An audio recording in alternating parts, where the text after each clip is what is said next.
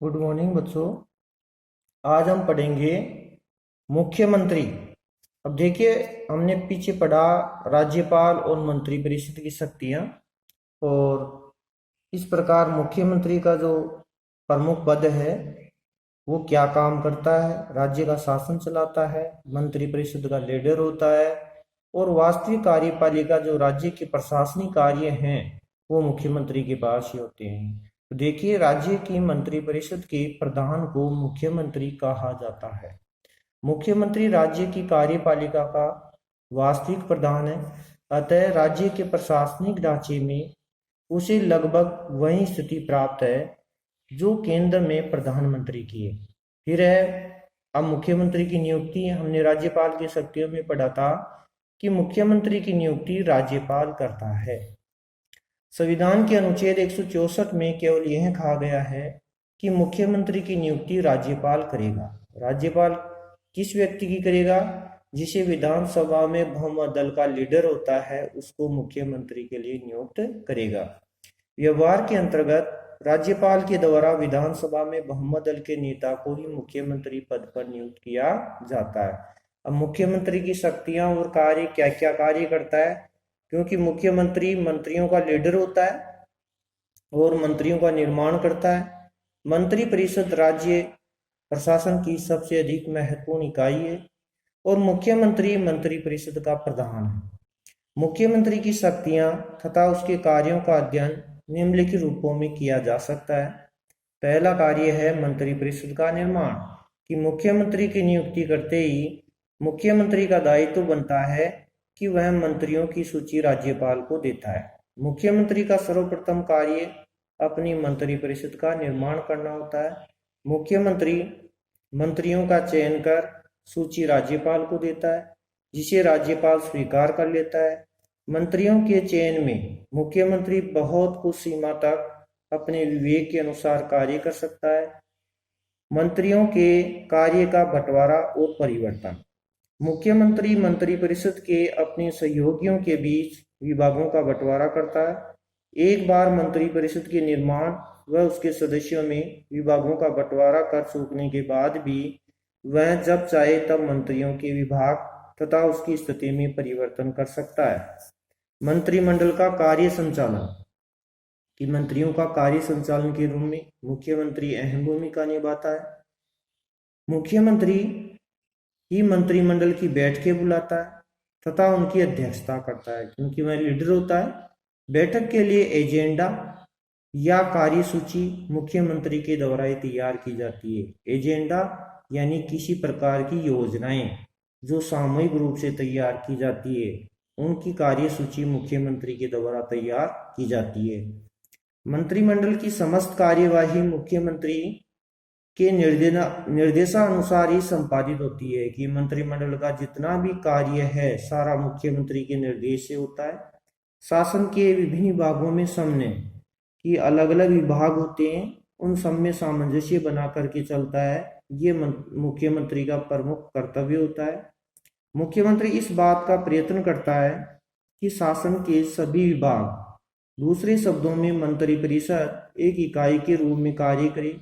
यदि मंत्री परिषद के दो या अधिक सदस्यों में किसी प्रकार के मतभेद उत्पन्न हो जाते हैं तो उन मतभेदों को दूर करने का सामंजस्य भी मुख्यमंत्री ही स्थापित करता है, कि किसी भी विभाग में या दूसरे विभाग से मंत्रियों में अगर कोई मतभेद उत्पन्न होता है तो उस मतभेद को दूर करने का काम भी मुख्यमंत्री करता है। फिर है मंत्री परिषद और राज्यपाल के बीच संबंध स्थापित करता, कि जो मंत्री होते हैं उनकी बातों को राज्यपाल से अवगत कराता है। जैसे हमने केंद्र में पढ़ा था, केंद्र सरकार में, कि प्रधानमंत्री अपने मंत्रिमंडल की सारी बातों को राष्ट्रपति से संपर्क करता है। तो एक योजक कड़ी के रूप में केंद्र सरकार में प्रधानमंत्री होता है और राज्य सरकार में योजक कड़ी के रूप में मुख्यमंत्री होता है। तो यहाँ मुख्यमंत्री देखिए मंत्रियों की बातों को राज्यपाल से अवगत कराता है। इस प्रकार संविधान के अनुसार मुख्यमंत्री पर यह भार है कि मंत्री परिषद और राज्यपाल के बीच संपर्क स्थापित करे, वह मंत्रिमंडल के निर्णयों की सूचना राज्यपाल को देता है और राज्यपाल के विचार मंत्रिमंडल तक पहुंचाता है कि राज्यपाल जो भी दिशा निर्देश देते हैं उन सब बातों को मुख्यमंत्री उनसे अवगत होकर के अपने मंत्रियों के पास उन बातों को अवगत कराता है। फिर है विधानसभा का नेता, क्योंकि उसको बहुमत प्राप्त होता है विधानसभा में, इसलिए विधानसभा का लीडर मुख्यमंत्री होता है। जैसे लोकसभा का लीडर प्रधानमंत्री होता है और विधानसभा का लीडर मुख्यमंत्री होता है। एक और मुख्यमंत्री शासन का प्रधान है तो दूसरी ओर विधानसभा का नेता भी है। विधानसभा के नेता के रूप में कानून निर्माण के क्षेत्र में महत्वपूर्ण स्थिति प्राप्त होती है और बहुमत बहुत कुछ सीमा तक कानून निर्माण कार्य उसकी इच्छा अनुसार ही संपन्न होता है। विधानसभा के नेता के रूप में वह राज्यपाल के विधानसभा भंग करने का परामर्श भी दे सकता है। इस प्रकार ये थे मुख्यमंत्री की कार्य और शक्तियां। अब प्रमुख बात आती है राज्य सरकार में उच्च न्यायालय कि किसी भी प्रकार से हमारी राज्य सरकार का तीसरा अंग होता है न्यायपालिका, और न्यायपालिका के रूप में हमारे राज्य में रखा जाता है तो राज्य का सबसे बड़ा न्यायालय होता है उच्च न्यायालय। उच्च न्यायालय को हम हाई कोर्ट भी कहते हैं, जहां आम सामान्य शब्दों का प्रयोग किया जाता है। इस प्रकार उच्च न्यायालय न्यायाधीशों की योग्यता, नियुक्तियां और शक्तियां कि इनकी कौन उच्च न्यायालय के न्यायाधीशों की नियुक्ति करता है। भारत में एकीकृत न्यायपालिका है क्योंकि उच्च न्यायालय का लीडर सर्वोच्च न्यायालय होता है या उच्चतम न्यायालय होता है या सुप्रीम कोर्ट, क्योंकि सबसे बड़े न्यायालय के तीन नाम हैं, सुप्रीम कोर्ट, उच्चतम न्यायालय, सर्वोच्च न्यायालय। फिर उससे छोटा न्यायालय आ जाता है जिसको कहते हैं उच्च न्यायालय। इसके दो नाम हैं, उच्च न्यायालय और हाई कोर्ट। तो जिसके सर्वोच्च पद पर उच्चतम न्यायालय है राज्य सरकार में, उच्चतम न्यायालय के पश्चात न्यायपालिका में उच्च न्यायालय का स्थान आता है। जो उच्चतम न्यायालय है उसके पश्चात उच्च न्यायालय का स्थान आता है। राज्य स्तर पर सर्वोच्च न्यायिक संस्था उच्च न्यायालय अनुच्छेद 214 में इसके अनुसार प्रत्येक राज्य का एक उच्च न्यायालय होगा, जो दो या अधिक राज्यों के लिए भी एक न्यायालय हो सकता है कि किसी दो राज्यों के लिए भी एक न्यायालय नियुक्त किया जा सकता है। भारत में सर्वप्रथम उच्च न्यायालय 1862 में कलकत्ता, जो प्रमुख है, बॉम्बे एवं मद्रास में स्थापित किए गए। 1866 में इलाहाबाद के बीच उच्च न्यायालय की स्थापना की गई। वर्तमान में भारत में 24 उच्च न्यायालय है, यानी कि हमारे 24 उच्च न्यायालय रखे गए हैं जो सर्वोच्च न्यायालय के अधीन होते हैं। अब हम पढ़ेंगे उच्चतम न्यायालय का गठन किस प्रकार होता है। उच्चतम न्यायालय का गठन अनुच्छेद 216 में ये व्यवस्था की गई है कि किस प्रकार उच्चतम न्यायालय कार्यों का संचालन करता है। यहाँ उच्च न्यायालय न्यायमूर्ति और सैन्य न्यायाधीशों से मिलकर बनेगा। राष्ट्रपति समय समय पर नियुक्त करना आवश्यक समझता है। इस प्रकार उच्च न्यायालय में न्यायाधीशों की संख्या राष्ट्रपति निर्धारित करेगा। न्यायाधीशों की नियुक्ति के संबंध में भी राष्ट्रपति नियुक्त करता है। अनुच्छेद 217 के अंतर्गत उच्च न्यायालय के मुख्य न्यायाधीश और अन्य न्यायाधीशों की नियुक्ति राष्ट्रपति करता है। राष्ट्रपति उच्च न्यायालय के मुख्य न्यायाधीश की नियुक्ति उच्चतम न्यायालय के मुख्य न्यायाधीश, कोलेजियम व राज्यपाल के परामर्श से करता है, जबकि अन्य न्यायाधीशों की नियुक्ति वह उच्चतम न्यायालय के मुख्य न्यायाधीश और उच्च न्यायालय के मुख्य न्यायाधीश से राज्यपाल के परामर्श से करता है। न्यायाधीश की योग्यताएं अनुच्छेद 217 के अनुसार हमारे न्यायाधीशों की निम्न योग्यताएं होती है, क्योंकि वह न्यायपालिका का सरकारी नौकर तो होते हैं, किंतु उनमें योग्यताएं ये होनी चाहिए कि भारत का नागरिक हो, कम से कम 10 वर्ष तक न्यायाधीश रह चुका हो या न्यायिक पद के रूप में, या उच्च न्यायालय का ऐसे 2 या 2 से अधिक न्यायालयों का लगातार कम से कम 10 वर्ष का अधिवक्ता भी रहा हो।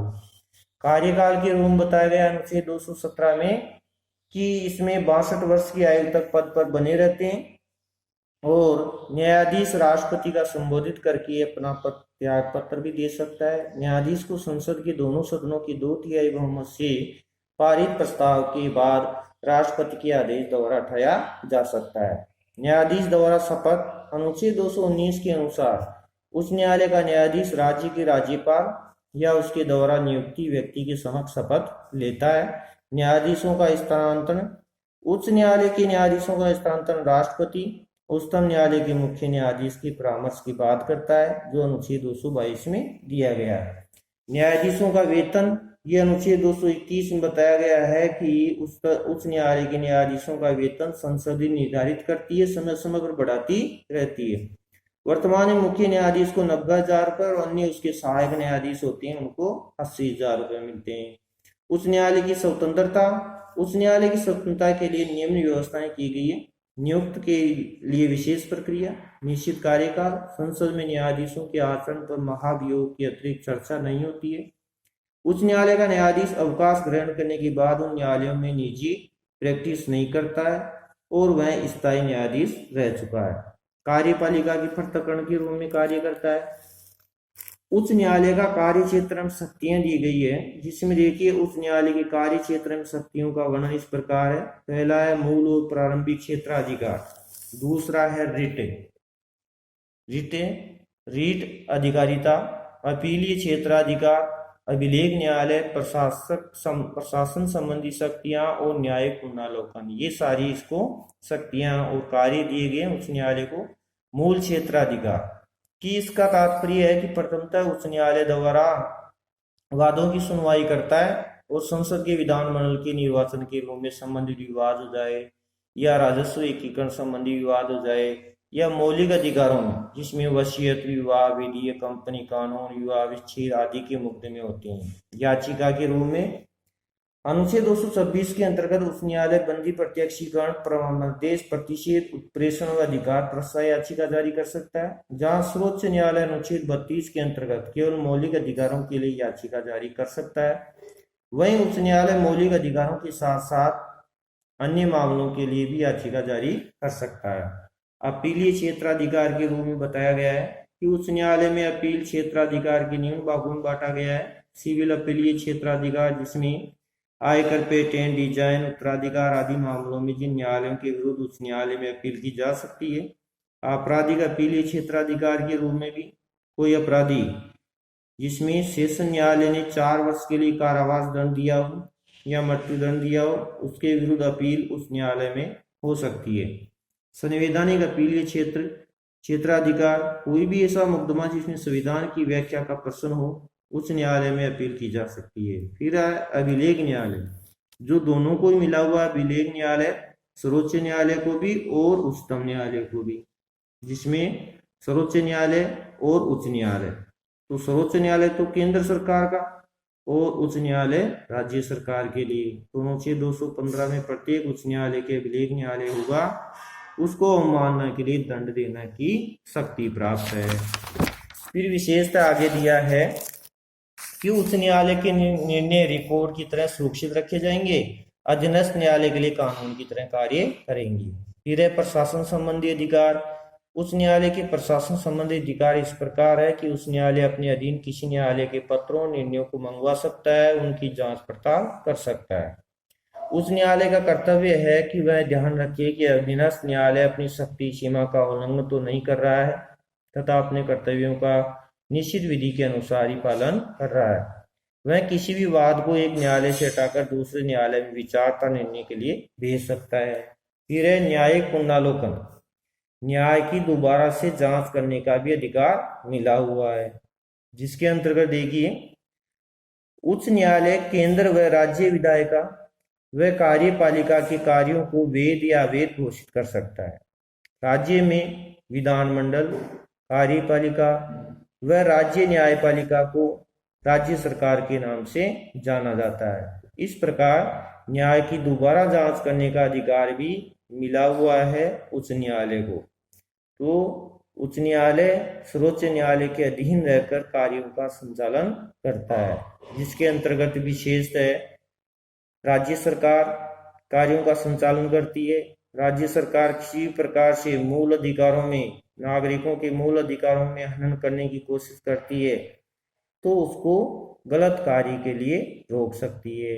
इस प्रकार ये हमारा उच्च न्यायालय जो है राज्य सरकार की निगरानी के लिए कार्यों का संचालन करता है। तो हमारे यहाँ राज्य सरकार में उच्च न्यायालय निगरानी करता है और वहाँ केंद्र सरकार में निगरानी के लिए उच्चतम न्यायालय निगरानी करता है। इस प्रकार आपका लेसन पूरा होता है, लेसन नंबर 7 राज्य सरकार वाला। अब नेक्स्ट आपको इतिहास के जो टॉपिक हैं उनको शुरू किया जाएगा, इसलिए इसके नोट्स तैयार कर लेने हैं। कल छोटे प्रश्न भेजे जाएंगे और नेक्स्ट डे को आपको बड़े प्रश्नों को भेजा जाएगा। तो इस प्रकार आपका लेसन पूरा हो जाएगा। इसके लिए अच्छी तरह से नोट्स बनाने हैं।